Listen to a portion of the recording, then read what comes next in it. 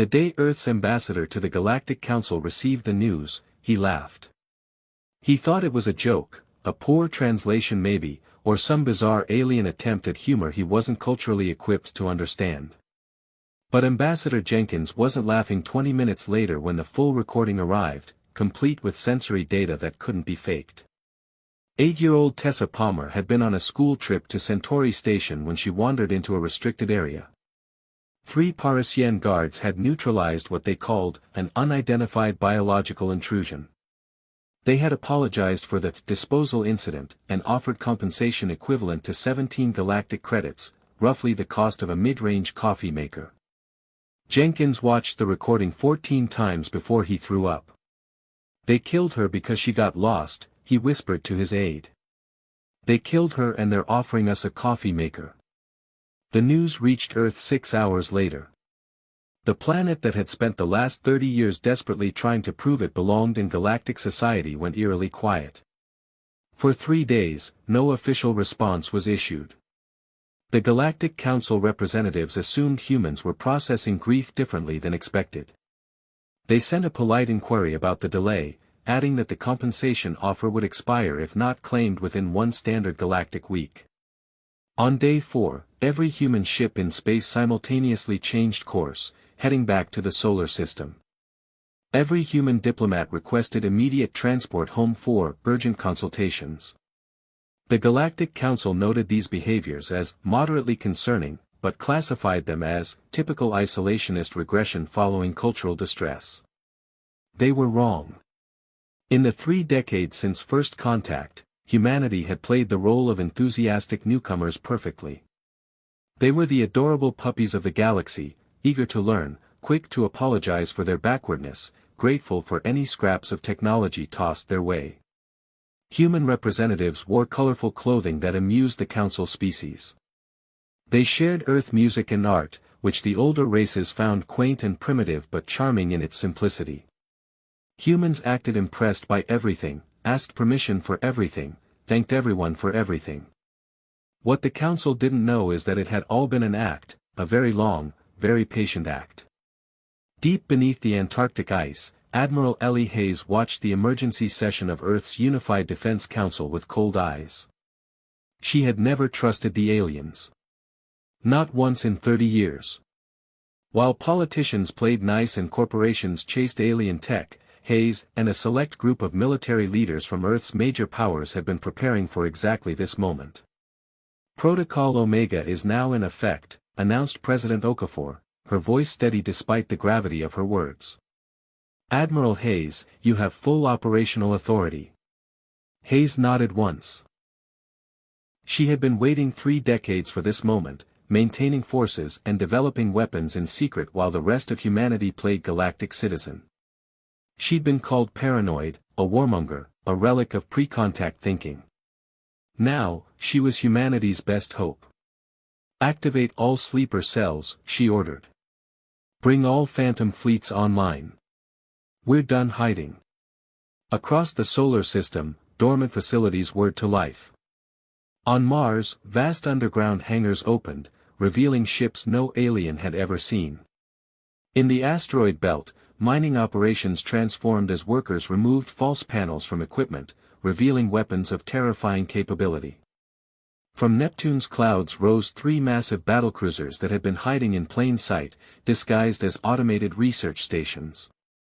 On Europa, Dr. Jack Harlow received the activation code while feeding his research specimens. The aliens had assumed the creatures in his lab were native European lifeforms he was studying. They weren't. They were the results of 30 years of genetic engineering, living weapons designed specifically to target known alien physiologies. Sorry, I can't take you for your usual swim today, Harlow told the tentacled nightmare floating in Tank 7. But I think you'll like where you're going even better. In orbit around Venus, Commander Dana Wells removed the fake wall in her atmospheric research lab, revealing rows of combat suits that made the Parisian battle armor look like cheap toys. Wells had personally designed them after studying every piece of alien combat tech humanity had managed to access. The aliens had shared medical technology freely, never realizing humans were using that knowledge to design weapons that could shut down their nervous systems with horrifying efficiency. "Suit up," she told her team of research assistants, all of whom were actually elite special forces. "And remember, they think we're harmless." On Earth, in suburban neighborhoods, small-town firehouses, and nondescript office buildings, ordinary-looking humans received the call they'd been training for their entire lives. The planet's most dangerous soldiers had been hiding as accountants, teachers, and baristas, maintaining deep cover while honing their skills in secret.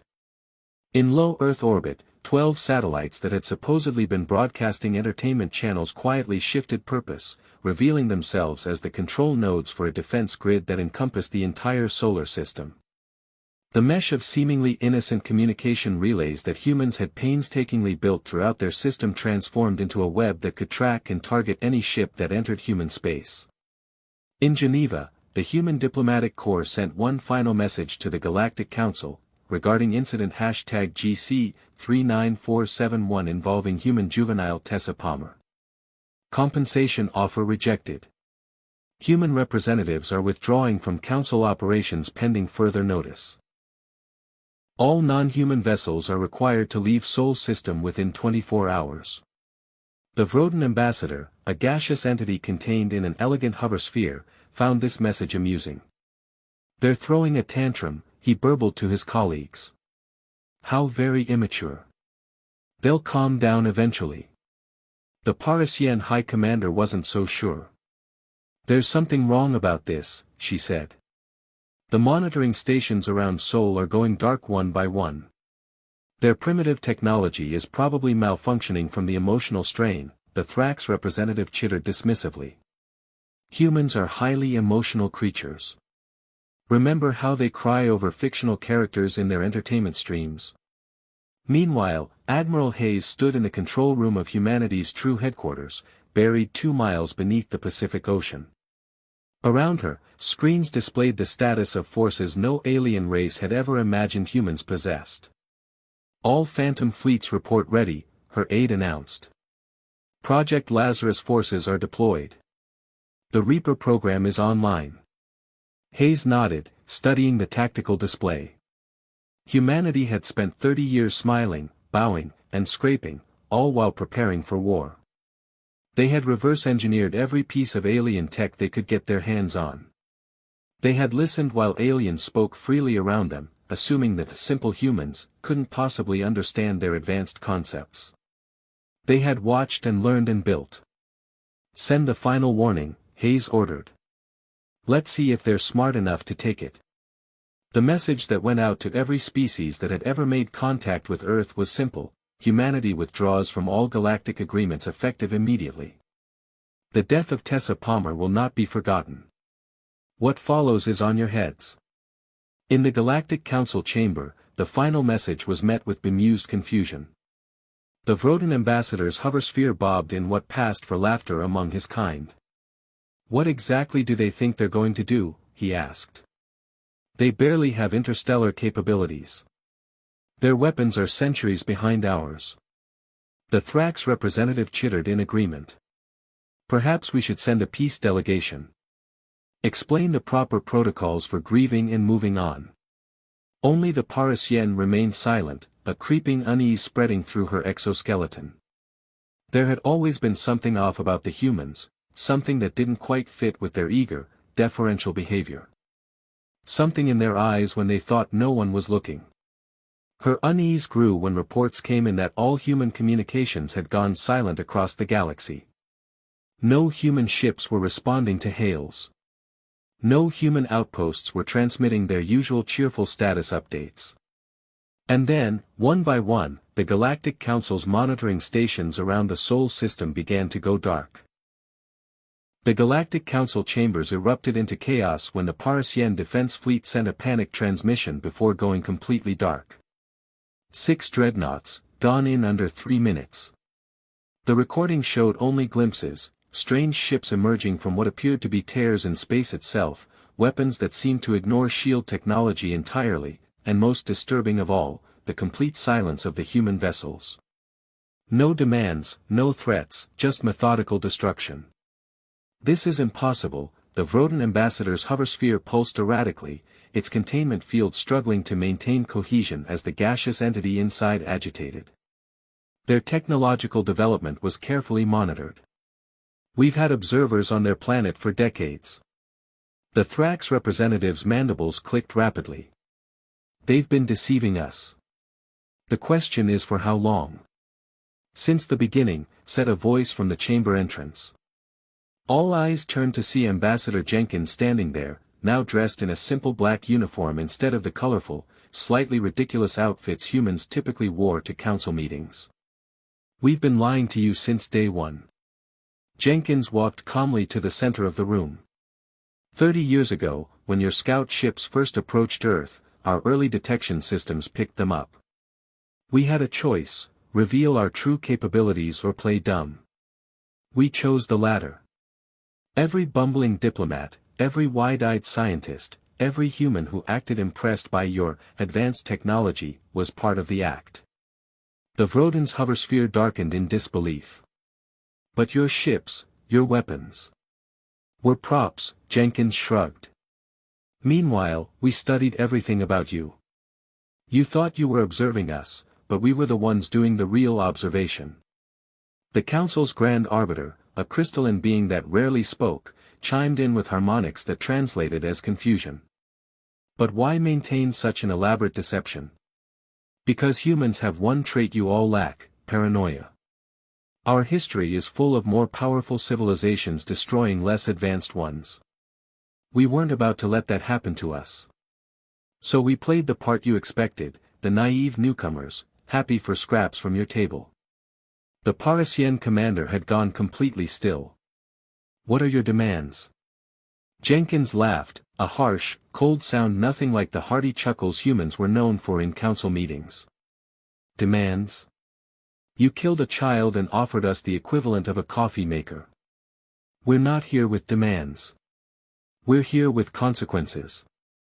On cue, every light in the council chamber flickered as the station's main power grid went offline. Emergency lighting cast everything in an eerie red glow. Right now, human forces are neutralizing every military installation within 3 light-years of Sol. We're not destroying civilian populations, we're not monsters.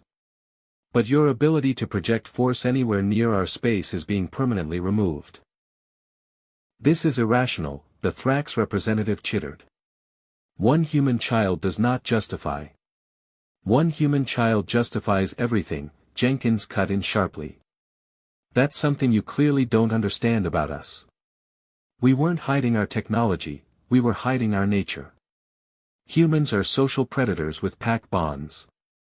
We can be the most generous, forgiving species you'll ever meet, right until you harm one of our own.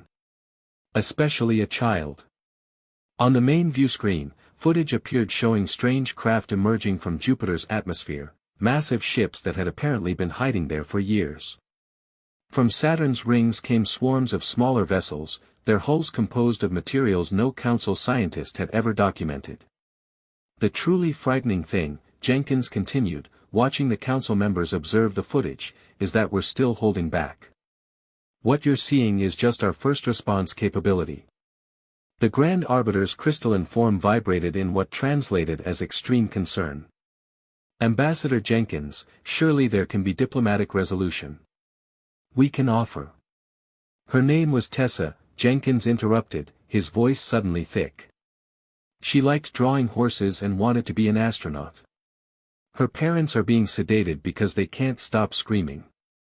Don't talk to me about the child like she was an incident report. Jenkins took a deep breath. Here's what's going to happen.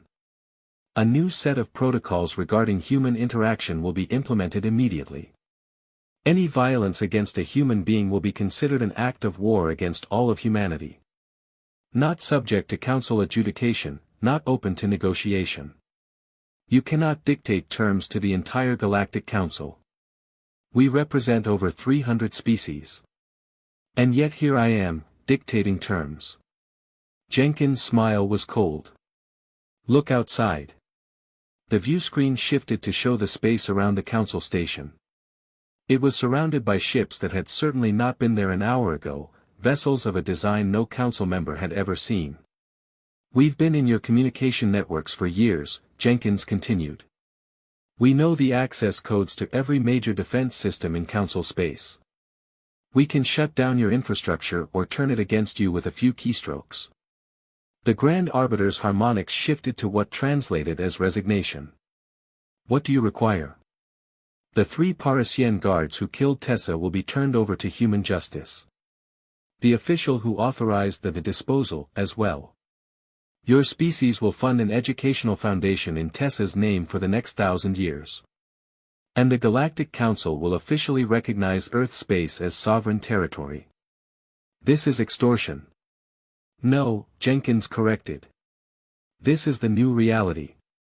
For 30 years, you've all been dealing with a mask, the friendly, harmless humans, so eager to please. That mask is now off. Forever. As if to emphasize his point, one of the human vessels fired a single shot that sliced through an uninhabited moon in the nearby system, cutting it perfectly in half. Great void, whispered the Vrodan, its gaseous form contracting in fear. One more thing, Jenkins added. The compensation offer of 17 galactic credits. We've withdrawn that amount from every council member's treasury. It's being used to build a memorial for Tessa on the exact spot where she died. Every species in the galaxy will know what happened there. As Jenkins walked out, the Parisian commander called after him. This is not how civilized species behave. Jenkins paused at the doorway. You killed a child for walking into the wrong room, then offered us a coffee maker as compensation. Don't talk to me about civilized behavior. He looked back at the assembled representatives. For 3 decades, we smiled and nodded and let you believe we were harmless. You should have asked yourselves why a species that developed nuclear weapons before achieving unified government, that went from primitive flight to landing on their moon in 66 years, why would such a species act so docile? The answer was always there: humans are never more dangerous than when they're being quiet. In the corridors of the station, Jenkins allowed himself a small, sad smile. Humanity had hoped it would never come to this. But the council had made a fatal error. They had harmed a child and thought the consequences would be minimal. As Jenkins boarded his shuttle to return to the human fleet, he received a message from Admiral Hayes. Tessa's parents approved the memorial design. It will stand for 10,000 years. Jenkins looked out at the stars, thinking of a little girl who had wanted to explore them. Good, he replied. Make it visible from every approach vector. I want it to be the first thing they see when entering that sector. A reminder that some lessons are learned the hard way. 3 years after what came to be known as the Palmer incident, Ambassador Jenkins stood at the observation deck of Centauri Station, watching as the last touches were placed on the memorial. A holographic image of Tessa Palmer smiled at the stars, surrounded by the horses she loved to draw, rendered in a crystalline material that would outlast everyone present. The Galactic Council had been reorganized. Earth now held a permanent seat, with Admiral Hayes herself serving as humanity's representative. The other species had been wary at first, then respectful, and finally, grudgingly, accepting of the new power dynamics. Do you think we did the right thing? Asked President Okafor, who had traveled personally for the memorial dedication. Jenkins watched as ships from a dozen species arrived for the ceremony. I think we showed them who we really are. Not just our strength, but our heart. They understand now that the two are connected. In the distance, a small Parisian ship approached, bearing the families of the 3 guards who had been held accountable. They had requested permission to attend, to offer personal apologies to Tessa's parents. It had taken months of debate for humans to allow it, but in the end, mercy had prevailed over vengeance. We're still the same species that tricked them for 30 years, Okafor reminded him. Jenkins nodded. And now they know both sides of us, what we're capable of and what we stand for. They won't mistake our kindness for weakness again. As Tessa's memorial caught the light of the nearest star, it cast a rainbow across the observation deck, a small moment of beauty born from tragedy. The galaxy had learned an important lesson about humanity: protect what we love, respect our boundaries, and we can all thrive together. But harm our children, and we'll remind you why we survived our own violent history.